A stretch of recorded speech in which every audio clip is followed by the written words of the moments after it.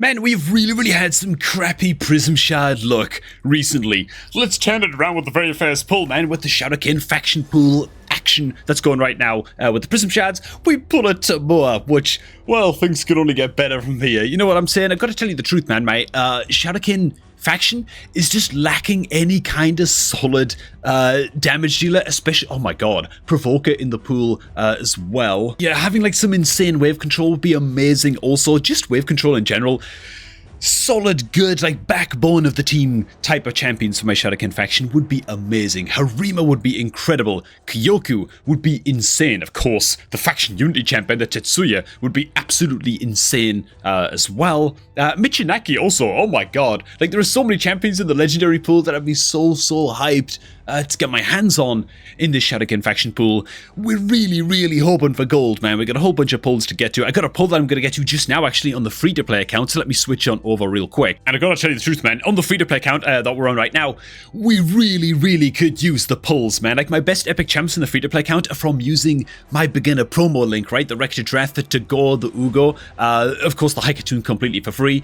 All of the other epics that I pulled, Grunch, Relic Keeper, and Jizzle, are just like pieces of crap. Like, honestly, anything on this free-to-play account would be very nice from the Prism Shard, man. Hey, if you're looking to join me, by the way, my free-to-play account adventure, start off a new account of your own and get off to the same stat that I did in terms of the free epic champions, at least, and the Elnaril, then look no further than my beginner promo link, which you can click on right now. It's down below at the top of the video description box, man. You'll grab Elnaril as your free stat, a legendary champ, which is awesome, HP burner, poisoner, all that good stuff.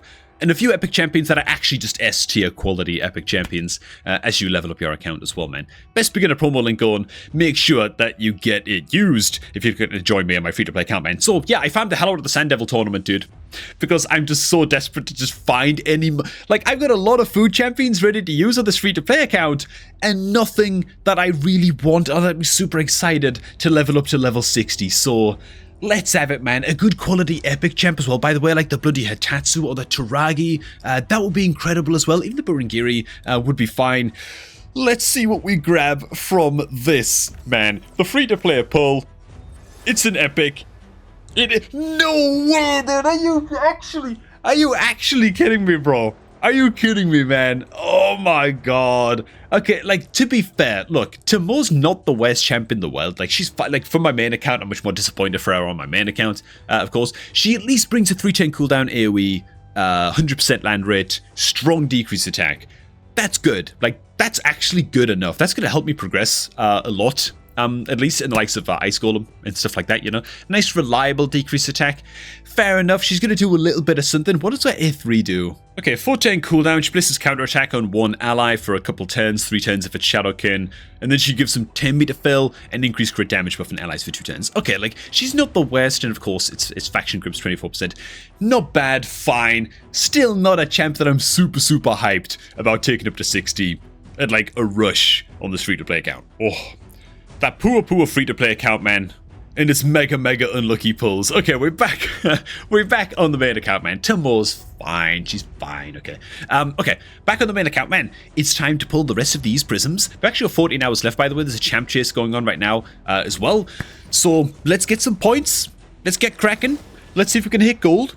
A Burengiri, I do actually still need empowerment levels on Burengiri, so this is actually a fine champion to go on and pull. Not a bad champ at all, to be honest, man. AoE stun, 60% land rate on the 310 cooldown is actually quite good on the A2 for wave control, all that kind of stuff. I think I'll be using this guy in like Suntranos, stuff like that. Probably even be using him in Faction Wars, unless I like happen to pull on the Michinaki or something, somebody else just to help really... help me out with wave control in Faction Wars for Shadowkin. But strengthen, shield, all of that good stuff. 410 cooldown's a little bit unfortunate, but Burengiri's fine, man. He's a good quality epic, man. Can't really complain too much about Burengiri. Also, does Burengiri solo? Does he solo Bommel? Maybe he does. I think he does, which can actually be useful. You need as many champs that can solo Bommel as possible at the end of the day to help you out in Chaos City and stuff, right? As for the Wuji, what's this champ like again?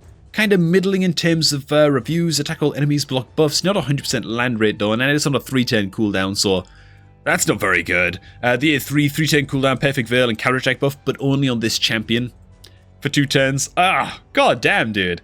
What is this? We'll target all enemies instead of one when counterattacking, however, once you've got like the ascended passive skill on Wuji, so there's that going for you at least.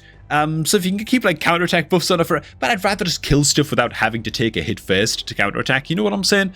I don't know, man. I'm not a big believer in Wuji. Looks absolutely badass, but yeah, sadly just not the best dip. I don't think I'm going to be building Wuji on the main account, man, let's be real.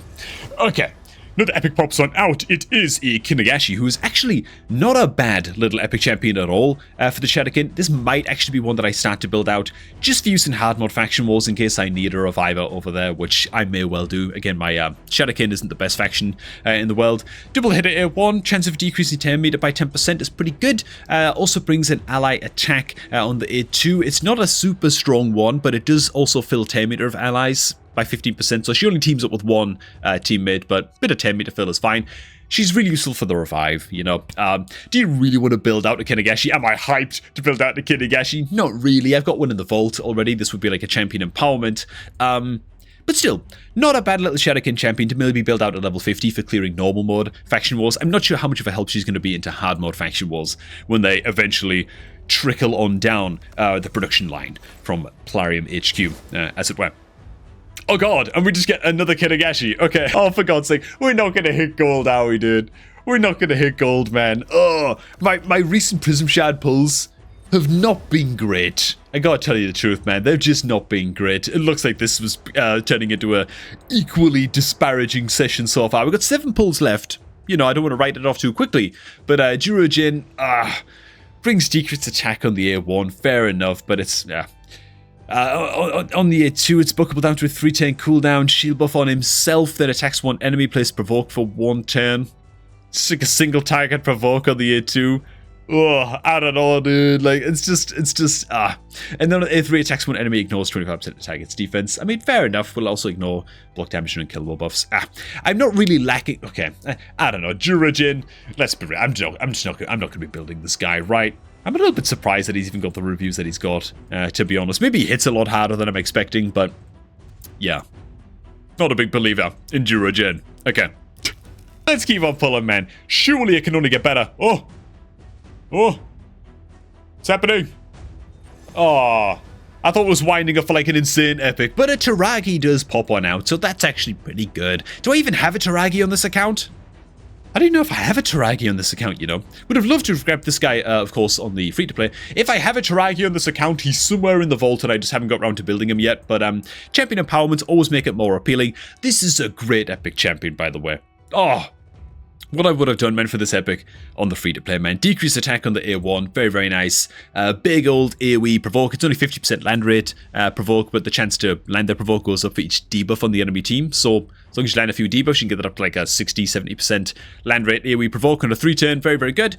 Shield buffs ally protect on a 3-turn cooldown and applies poisons to attackers. What more can you ask for, man, of an epic champion, to be honest? A non-void epic champion. He just does so much. Great for survivability into Golem, Clan Boss. The poisons that he deals help out there as well. The poisons allow him to solo a Scarab King. He just does a hell of a lot. The decreased attack is useful into both those areas I just mentioned as well.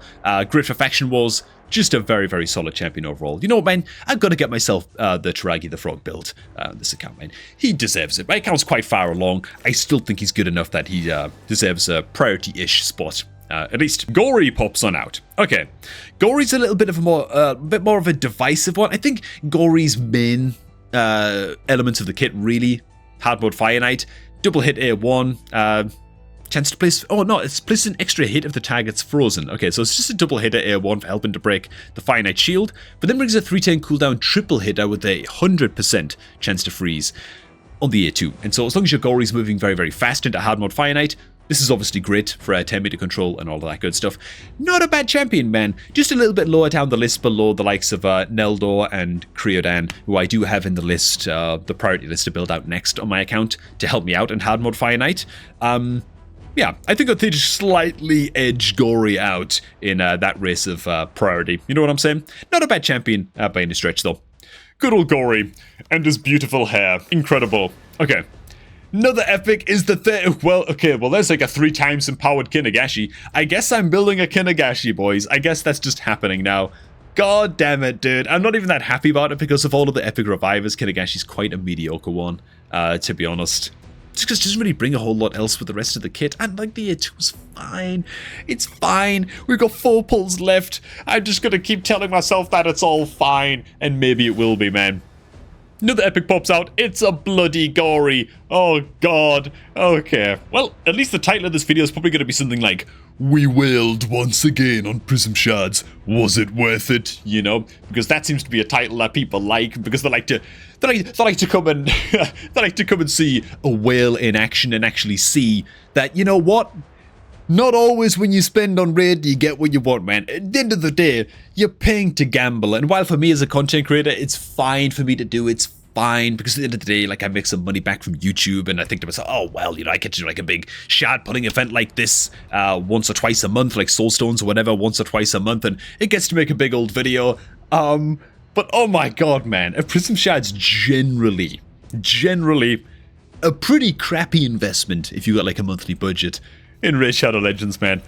Oh god. Okay, make me eat my words, man. We're gonna pull another epic here. It is a Kunoichi, which actually I don't mind this champion at all. This champion was actually responsible for me getting across the line in Faction Wars with my Shuriken. A very, very unassuming champ with sort of middling reviews, but you know what? When you need survivability on your squad, she brings a 310 cooldown, ally protect, huge 10 meter fill on the A3, which is really nice. Then attack all enemies, AoE leech as well on the A2. Just great for just boosting your team's survivability a little bit. Is she a top tier epic?